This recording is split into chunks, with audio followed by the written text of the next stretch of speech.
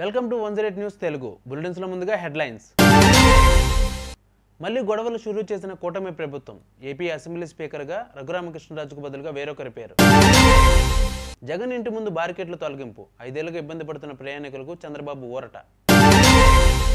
రైతు రుణమాఫీపై క్లారిటీ ఇచ్చిన కాంగ్రెస్ ప్రభుత్వం. రుణమాఫీ చేయాలంటే వీటిని పాటించాల్సిందే అంటున్న రేవంత్ రెడ్డి. రైతులకు రెడ్ అలర్ట్. పీఎం పేరుతో ఫేక్ వెబ్సైట్స్. ఈ రకమైన వెబ్సైట్లు వస్తే జాగ్రత్త పడండి. శంషాబాద్ ఎయిర్పోర్ట్లో రాజాసింగ్ అరెస్ట్. ఎవరిని కలవనివ్వకుండా ఆంక్షలు విధించిన పోలీసులు. ఈవీఎం హ్యాకింగ్ పై ఎలాన్ మస్క్ కీలక వ్యాఖ్యలు. తిప్పికొట్టిన కేంద్ర మాజీ మంత్రి రాజీవ్ చంద్రశేఖర్. ఆంధ్రప్రదేశ్లో కొత్త ప్రభుత్వం కొలువుదీరింది. ఈ నెలలోనే అసెంబ్లీ సమావేశాలు నిర్వహించాలని చంద్రబాబు సర్కార్ భావిస్తోంది. ఈ మేరకు కొత్త అసెంబ్లీ స్పీకర్ ఎవరు అనే చర్చ జరుగుతోంది. టీడీపీ నుంచి పలువురు నేతలు రేసులో ఉన్నట్టు తెలుస్తోంది. అయితే స్పీకర్ పదవిపై చంద్రబాబు దాదాపుగా క్లారిటీ వచ్చినట్టు సమాచారం. ఆంధ్రప్రదేశ్ అసెంబ్లీ స్పీకర్గా టీడీపీ సీనియర్ ఎమ్మెల్యే బీసీ నాయకుడు చింతకాల అయ్యన్న పాత్రుడిని ఖరారు చేశారు. ఇది ఇలా ఉండగా మరి రఘురామకృష్ణరాజు పరిస్థితి ఏమిటి అంటూ టీడీపీ నేతలు చెవులు కొరుక్కుంటున్నారు. ఆంధ్రప్రదేశ్ మాజీ ముఖ్యమంత్రి వైఎస్ జగన్మోహన్ రెడ్డి తాడేపల్లి నివాసం దగ్గర రోడ్డు ఓపెన్ అయింది. జగన్ ముఖ్యమంత్రిగా ఉన్న సమయంలో తాడేపల్లి నివాసం వెనుక నుంచి వెళ్లకుండా పోలీసులు ఆంక్షలు విధించారు. అలాగే కృష్ణా పశ్చిమ డెల్టా కాలువకట్ట రోడ్డు, ఇటు కట్టదిగునున్న మార్గాలపై రాకపోకలు నిలిపివేశారు పోలీసులు. దీంతో సీతానగరం నుంచి రేవేంద్రపాడుకు కలవకట్ట మార్గంలో వెళ్లేవారు అదనంగా 1.5 కిలోమీటర్లు వెళ్లాల్సి వచ్చేది. దీనిపై స్పందించిన కొత్త ప్రభుత్వం ఆదివారం నుంచి ఆ రోడ్డులోకి రాకపోకలు మొదలయ్యేలా తాజాగా ఆ మార్గాల్లో బారికేడ్లు తొలగించారు.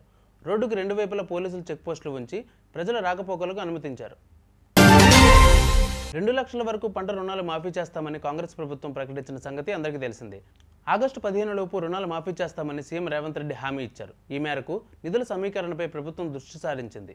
మరోవైపు మాఫీ అమలుకు విధి విధానాలపై కసరత్తు చేస్తోంది. అర్హులైన వారికి రుణమాఫీ వర్తింపజేసేందుకు అధికారులు వివిధ ప్రతిపాదనలు సిద్ధం చేస్తున్నారు. ఎంపీలు, ఎమ్మెల్యేలు, ఎమ్మెల్సీలు, ఇన్కమ్ ట్యాక్స్ చెల్లించేవారు, ఉద్యోగులను దీని నుంచి మినహాయించాలని నిర్ణయం తీసుకున్నట్లు తెలిసింది. ప్రజలందరూ చాలా జాగ్రత్తగా ఉండాలి. మీరు రైతైతే మరింత జాగ్రత్తగా ఉండాలి. ఎందుకంటే పీఎం కిసాన్ ట్రాక్టర్ స్కీమ్ పేరుతో అనేక మోసపూరిత వెబ్సైట్లు నడుస్తున్నాయి. ట్రాక్టర్లు కొనడానికి కేంద్ర ప్రభుత్వం రైతులకు సబ్సిడీ ఇస్తుందని అవి చెబుతున్నాయి. అలాంటి వార్తలు మీరు వింటే జాగ్రత్తగా ఉండండి. ఇటీవల పీఎం కిసాన్ ట్రాక్టర్ స్కీమ్ పేరుతో ఓ వెబ్సైట్ తెరపైకి వచ్చింది. ట్రాక్టర్ల కొనుగోలుపై రైతులకు కేంద్ర ప్రభుత్వం 20% నుంచి 50% వరకు సబ్సిడీ ఇస్తుందని ఆ వెబ్సైట్ చెబుతోంది.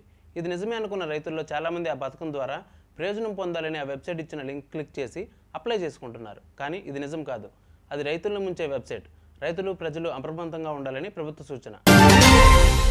రాజాసింగ్ను పోలీసులు అరెస్ట్ చేశారు. ఇక వివరాల్లోకి వెళితే ముంబై నుంచి శంషాబాద్ ఎయిర్పోర్టుకు చేరుకున్న గోషామహల్ బీజేపీ ఎమ్మెల్యే రాజాసింగ్ని ఆదివారం పోలీసులు అదుపులోకి తీసుకున్నారు. హౌస్ అరెస్ట్ చేశారు.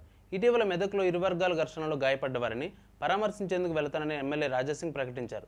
దీంతో శాంతి భద్రతల సమస్య తలెత్తే అవకాశం ఉందని మెదక్ వెళ్లకుండా పోలీసులు ముందస్తుగా రాజాసింగ్ను అదుపులోకి తీసుకున్నారు.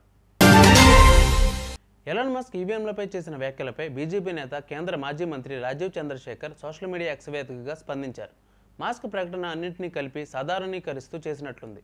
సాధారణ కంప్యూటర్ ప్లాట్ఫామ్స్ వాడి ఇంటర్నెట్కు అనుమతించేలా తయారు చేసిన ఈవీఎంలను వినియోగించే అమెరికా లేదా ఇతర దేశాల్లో ఆయన చెప్పిన విషయాన్ని అన్వయించుకోవచ్చు. కానీ భారత్ తయారు చేసిన ఈవీఎంలు ఏ నెట్వర్క్ లేదా మీడియాతో కనెక్ట్ అవ్వని విధంగా డిజైన్ చేశారు. వీటికి బ్లూటూత్, వైఫై, ఇంటర్నెట్లతో కనెక్టివిటీ ఉండదు. వీటిని రీప్రోగ్రామ్ చేయడానికి కూడా వీలుండదు. భారత్ తయారు చేసే విధంగా ఈవీఎంలను ఇతర దేశాలు రూపొందించుకోవచ్చు అని ఆయన సూచించారు. ఇక ఇవి ఇవాళ బులెటిన్ అప్డేట్స్. మరిన్ని బులెటిన్ అప్డేట్స్తో మీ ముందుకు వస్తాం. అంతవరకు కీప్ వాచింగ్ 108 న్యూస్ తెలుగు.